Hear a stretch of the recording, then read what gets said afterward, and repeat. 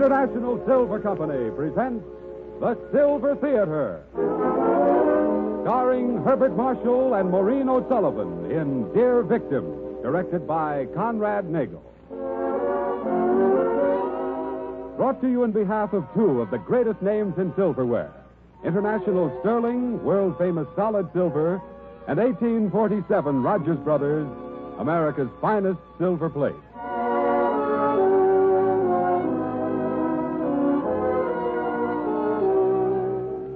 Good afternoon, ladies and gentlemen. This is Conrad Nagel, welcoming you to the 22nd of the new series of Silver Theater dramatic productions. Before we introduce today's play and its players, we'd like to announce that next week we'll welcome back to Silver Theater Ginger Rogers. And in weeks to come, you'll hear such brilliant stars as Joan Crawford, Lee Tracy, Shirley Ross, Helen Hayes, and others.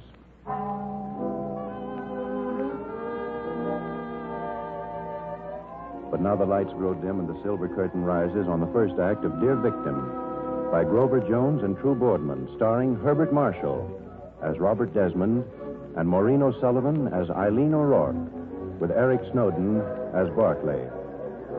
Derby Day at Epsom Downs, gala event of the British sporting year, when gentleman and gypsy, banker and bookmaker, royalty and roustabout are one and all slaves for the day to the whim of fortune. And as our curtain rises, the moment of moments is at hand, when into the straightaway and driving for the finish come the horses that carry the hopes and fears of all who watch them and millions more besides.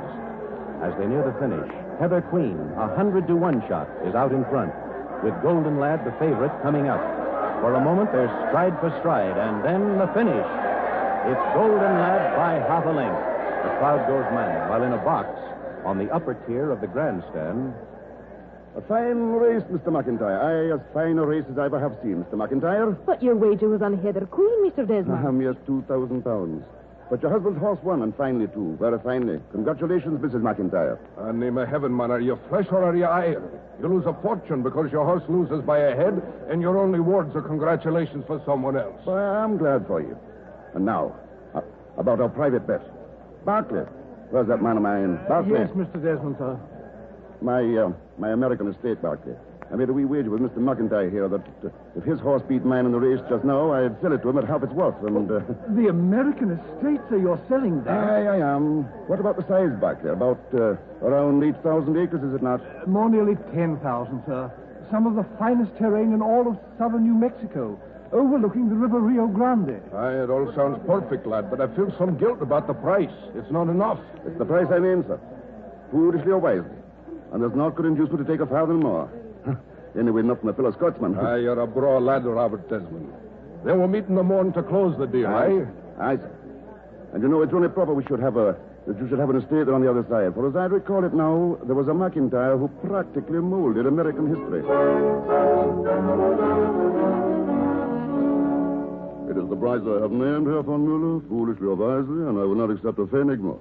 Anyway, not from a fellow Sherman. Jawohl, mein Herr Desmond. You know, it is only proper that you should have an estate on the other side, mein Herr. As I recall it now, there was a von Müller who practically molded American history.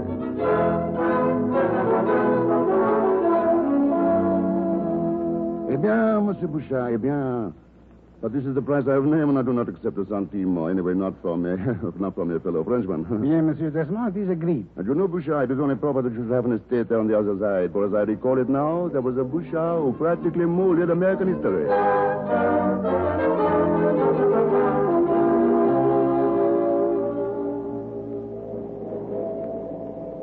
That, Signora Bertie, is the price I have named, and nothing would induce me to take a little more. Oh, no, Bart, it's no use. We'll have to forget about Signora Bertie for a while. For some reason, the Italian escapes me. But if you'll recall, you also had trouble with the Russian, sir, and you finally mastered it. The Italian will come. It's only a matter of time. Indeed.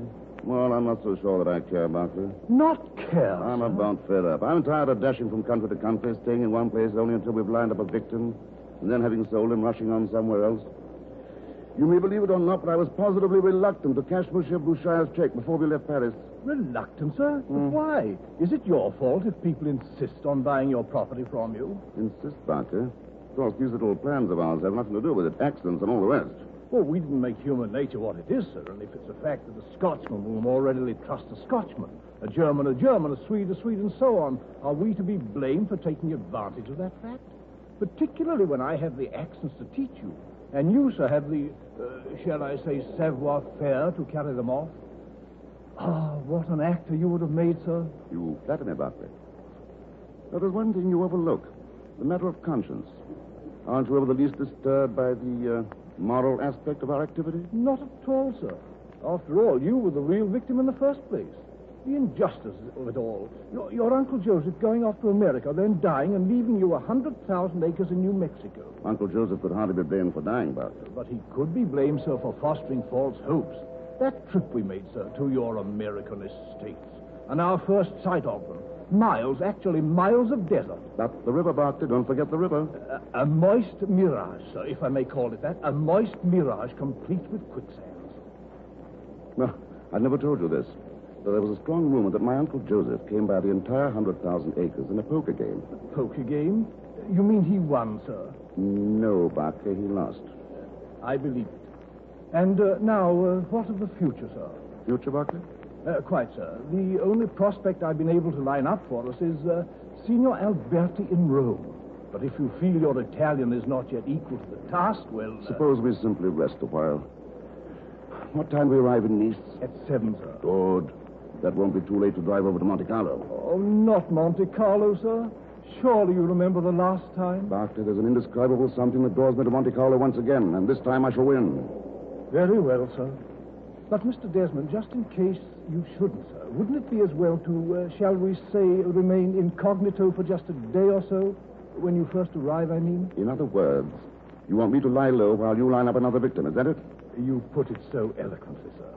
After all, there is still that one last section of your American estates to be disposed of, and... Barclay, you're right, as always, and it shall be done. Until you find out what nationality I can afford to be, I'll compromise by being international with my French. But you needn't fear. I'm going to win. I have a system, Barclay.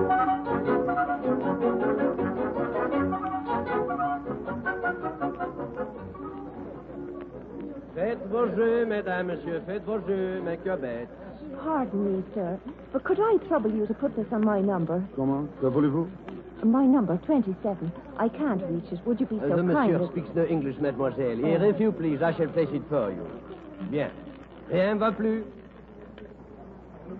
3. Oui, the mademoiselle is correct.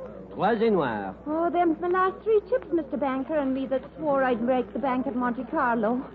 What are the chances of your doing something about it this time? I can try, mademoiselle. Faites vos jeux. Pardon me, monsieur. Would you... Oh, I forgot. You don't speak. Mais oui, mademoiselle. 27 comme ça, hein? Oh, merci. I didn't think that you understood. Bank 6 et noir.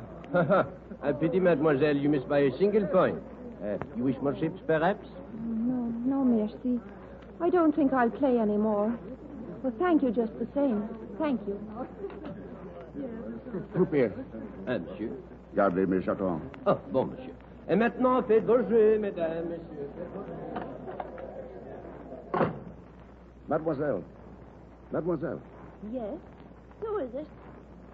Oh, you. Oui, mademoiselle. Oh, monsieur, I hope that because I asked you to place my bets for me in there, you don't think that... Oh, but you don't speak any English, do you? I do not. But perhaps I do speak a bit of Irish. Well, glory be. Will you tell me what was the idea of a fellow Irishman playing the Sphinx on me in there and me trying to keep them foreigners from winning all me money? Sure, you mustn't be quitting when you're losing. Come back and play until you win. Well, to be truthful, sure I have no money left. I'll lend you some. You can pay me back from what you win. And do I look to you like a girl who'd borrow money from a total stranger? But I'm not a stranger. We're fellow countrymen. Probably the only 2 Irishmen in all of Monte Carlo at just this moment. Do you think so now? And as for knowing each other, that's quickly remedied. I'm Robert Desmond. Oh, are you indeed? Well? Well, The truth to tell, I was just slightly curious who you might be. oh, were you now? Well, truth to tell, I might be almost anyone. But if you're really curious about it, my name is O'Rourke. O'Rourke. A fairish name is O'Rourke. Oh, is it indeed? And perhaps you find Eileen is only fairish, too.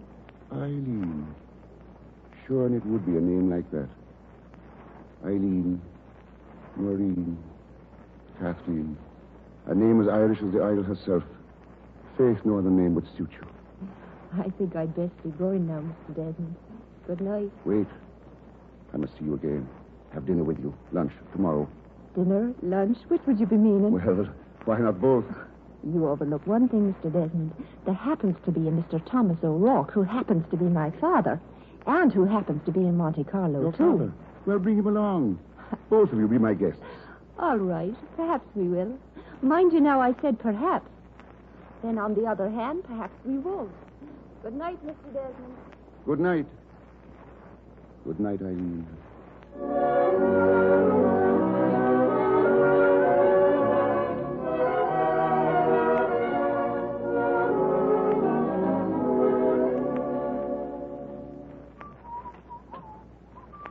Ah, Mr. Desmond, sir. You must have won, judging by your face, sir. One, Barclay? At the roulette, sir, surely.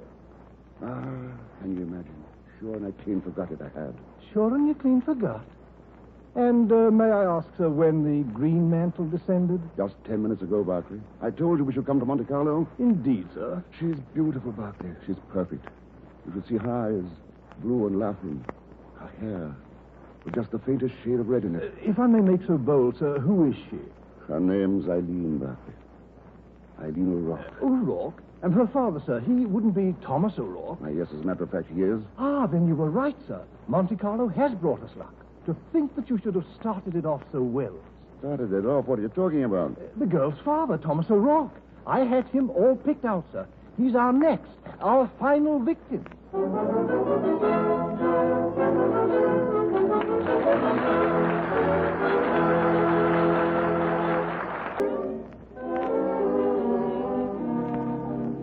Once again, the lights are being dimmed and the silver curtain rises on the concluding act of Dear Victim, starring Herbert Marshall as Robert Desmond and Maureen O'Sullivan as Eileen O'Rourke.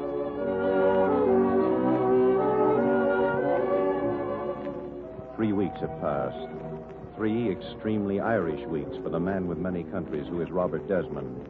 Yet somehow, to the despair of Barclay, the final coup, the sale of the last of the American estates, has not taken place. And it looks as though it never will. For, as our curtain rises... Daddy and I both wanted to say goodbye to you, Robert. It's been a privilege in knowing you, Desmond. First to tell you, the first Irishman that ever went to America and came back again, I gave tuppence for. I'm honored, Mr. O'Rourke. You probably guessed by now, Robert, that Daddy isn't very fond of America. Well, aren't you over fond enough of the two of us? Since she was 4, she's been talking of going to New York and California and all such blather. Sure, you haven't helped it any with the talk of those estates of yours. I'm sure they couldn't compare to your Dunelli Castle, Mr. O'Rourke. You can be sure they don't. We may not have 10,000 acres, but we've traditions. 800 years of them. And a castle that Brian Brew himself Now, would... Daddy, sure, Robert's not interested in all that. And besides, you started to say goodnight. Huh? Oh, I did do that.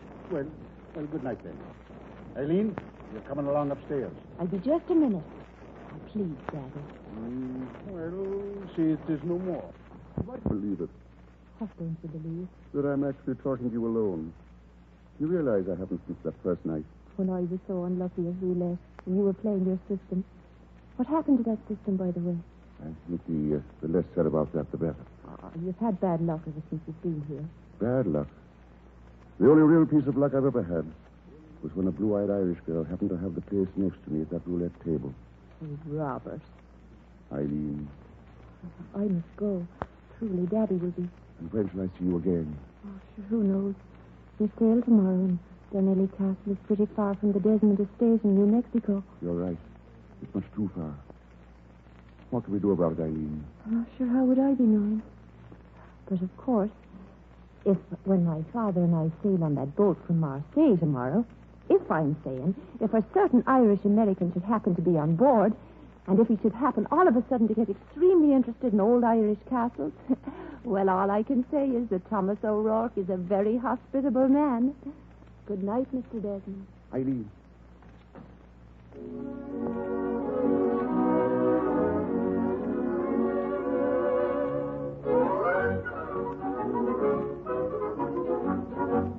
Pack, sir? Tonight? Yes, Barclay, we're sailing from Marseille tomorrow at 3 o'clock. Sailing? For Dublin. Oh, the O'Rourke's. Excellent. It's anything but excellent. I know, sir. I've noticed that. You're not functioning with your usual speed in this particular case. Something seems to have happened to that savoir-faire we were speaking of not long ago. Never mind about my savoir-faire. Start packing. Very good, sir. You know, I'm sure of it, sir. There's just one answer. One answer? The girl. It hardly seems chivalrous, but you must influence the father through the daughter, sir. What are you driving at, Barclay? This, sir, this book. If there's one universal failing of young Irish girls, it's poetry, particularly the poetry of Thomas Moore. Barclay, what? For example, sir, this one. The time I've lost in wooing, in watching and pursuing, the light that lies in woman's eyes has been my heart's undoing. Though wisdom That's enough of that. You'll start packing, Barclay. Yes, sir, I'm sorry, sir. You should be. Very good, sir. Very good. Barclay. Yes, sir. Let me see that book, will you?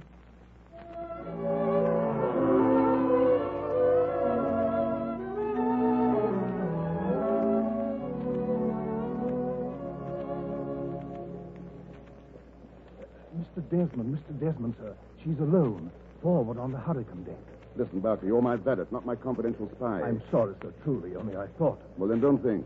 I understand, sir. Believe me, I suppose I should have warned you. Warned you? Warned Yes, me? sir.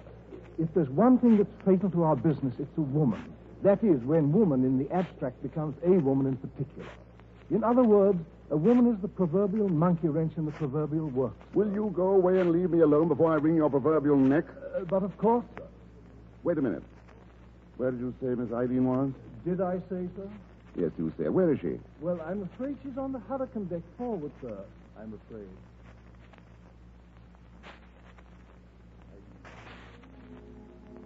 Eileen. Robert. Oh, sure, it's a beautiful evening. Beautiful. Do you know what I was doing? I was looking off to the north. Spain is over there. And people are being killed and wounded. Oh, sure, it seems all wrong somehow for some people to be suffering so much, while other people are... Yes. While other people? I was going to say, while other people are so happy. But then I suppose no one's really and truly whole kit and caboodle happy, are they? I suppose not. Daddy tells me he's invited you to Dunelly Castle, and you're coming. I'm glad. Are you now? Would you not like to go down and dance? It seems a pity to be wasting the music. Eileen, Yes, Robert. have I ever told you how beautiful you are? Well, not unless I'm supposed to hear things from your eyes. Then maybe you have. A little. Have you never felt things too deeply to be able to find just the words for them? I can imagine it, Robert. Eileen, listen to me. I'm listening. The time I've lost in wooing, in watching and pursuing, the light that lies... In woman's eyes has been me heart's undoing. But that's how the rest of it goes. Did you forget? I did not forget. But those are someone else's words, Eileen. And when you have verses from me, sure, they'll be my own. Will they now? And there's something I want you to remember. Will you do that? I'll remember. I promise you. Then it's this. That there are times when a man can hate himself for what he is. And wish with all his heart that he was something else. So that's a strange thing for you to say. Well, it takes the place of a lot of other things I'd rather say. Oh, I see. Look at me. There's no need. Why, Eileen, You've got to listen to me, Robert. Dunelly Castle, in spite of all you've heard my father say about it, I hate the place, and there's nothing I want more than to get away. Eileen. Remember once you said you might dispose of your estates in America? Well, I've been talking to my father about buying them. About buying them? Of trading them. No, trading our estates in Ireland for yours over there. And I believe that with your help, my father could be won around. You want me to help you sell your father? Oh, please, Robert. America's always been my dream, and from what you say of your estates, there's no place I'd rather live. Oh, please, Robert. Help me win my father to the trade. You must. You can't know what this means to me.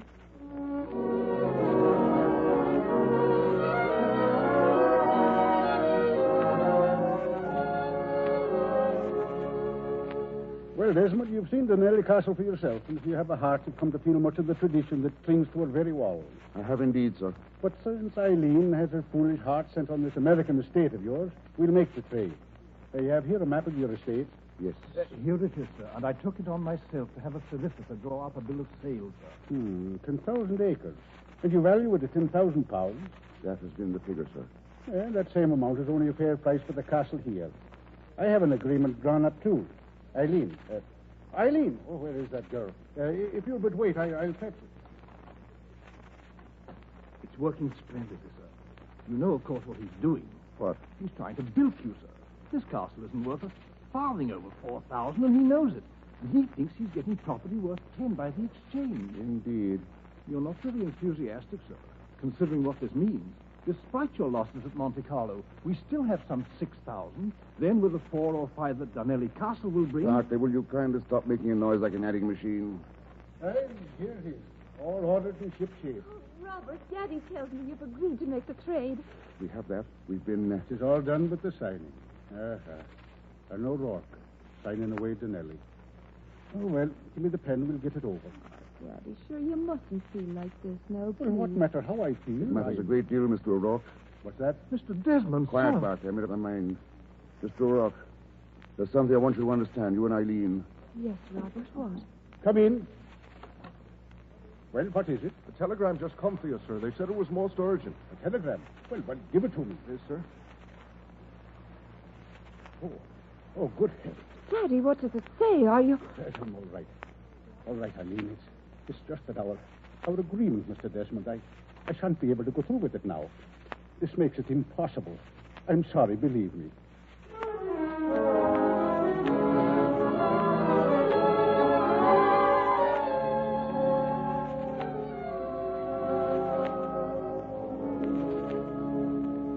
But Eileen, my dear, if your father's in some sort of trouble, there's a chance that I can help.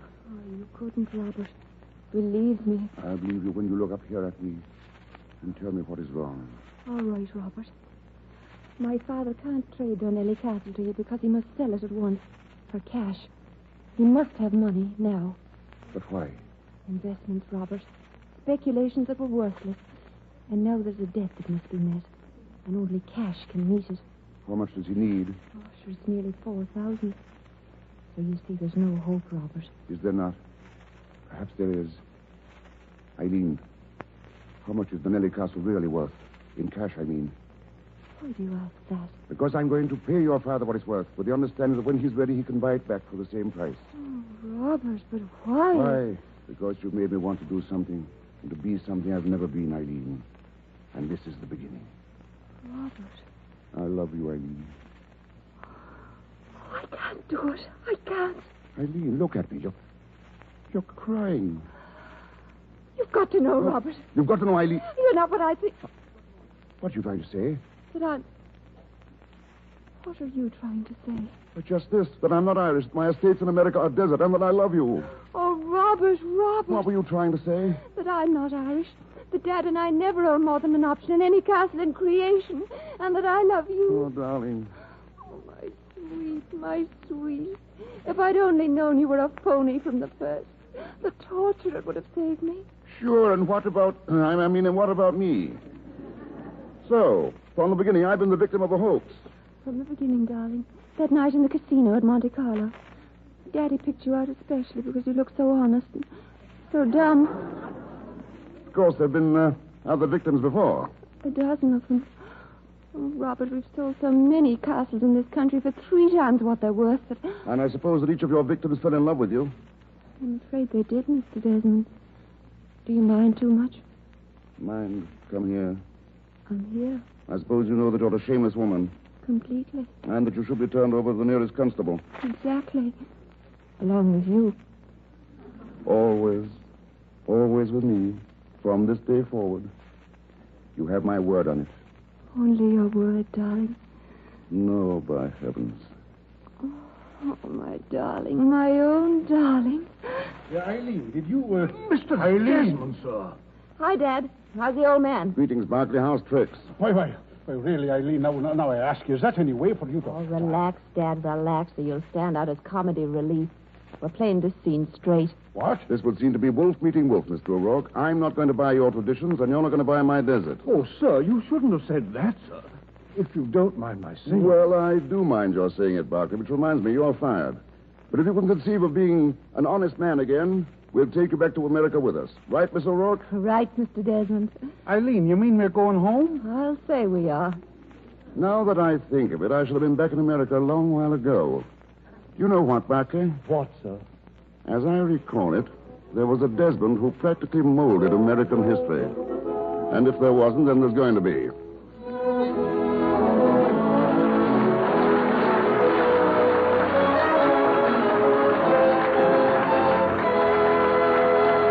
This is Conrad Nagel, ladies and gentlemen. The name of the play you've just heard is Dear Victim.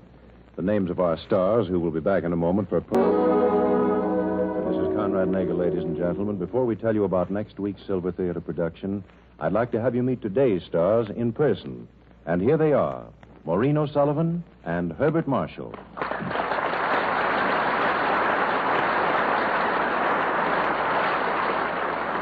Well, I think you both know, without my saying so, that we of the Silver Theater have enjoyed working with both of you immensely. Thank you, Conrad. But I must give Maureen O'Sullivan due credit, for without her stellar acting and assistance on my Irish dialect, I should have been at quite a loss. Sure, I'm thinking that both of you have been kissing the Blarney Stone. No, seriously, there's been lots of fun, and I hope you'll ask me back again sometime. We certainly shall, and now if... I know our time's getting short, Conrad, but our Mr. Marshall has an announcement that he tells me he must make. Oh, all right, Bar. Well, come on, get on with it. Very well. Ladies and gentlemen, any dialects presented by me on this program are not to be confused with any dialects living or dead, and any such similarity is purely accidental. Good night, everybody. Good night. Good night, Maureen O'Sullivan. Good night, Bart Marshall. Miss O'Sullivan appeared on today's program through the courtesy of the Metro-Goldwyn-Mayer Studios, where she is now appearing in a new Tarzan picture. Mr. Marshall may currently be seen in the Paramount picture Zaza, in which he is co-starring with Claudette Colbert.